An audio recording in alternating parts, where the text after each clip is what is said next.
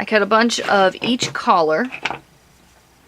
And what I'm going to do is start all the way here at the end and just work my way down.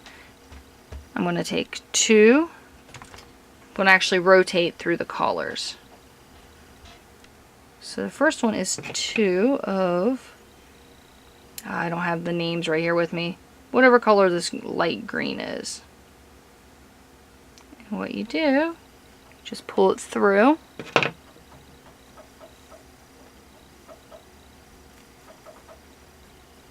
And then you loop it and that locks it in.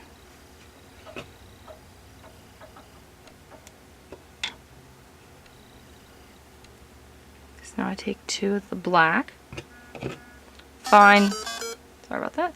Find my next.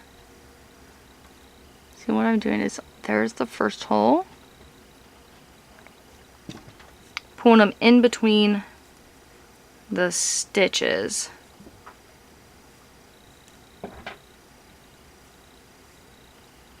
And there's the second one. I'm doing the third. I'm just going to do this pattern over and over until I have fringe on both ends.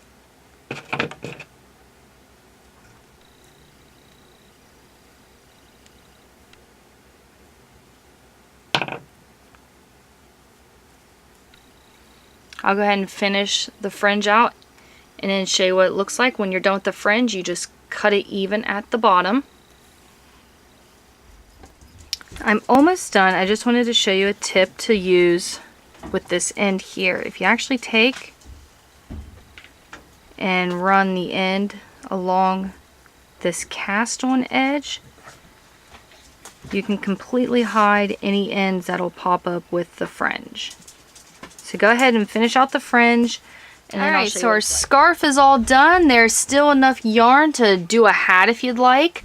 The scarf I made with the fringe ended up being about 8 foot long, so it's a very large scarf. And here's how the fringe looks. Which of course, exact measurements and everything are in the PDF. This just gives you a rough idea of what it looks like. That's all I have for you guys for this project. I really hope you enjoyed. If you have any questions or comments, please leave them in the comment section below. If you have specific questions, my email is in the video description. You can email me if there's specific questions, because sometimes questions do get lost just dealing with YouTube. I get a lot of comments and questions, so it can be hard to keep up with them. Thank you guys so much for watching. Don't forget to subscribe.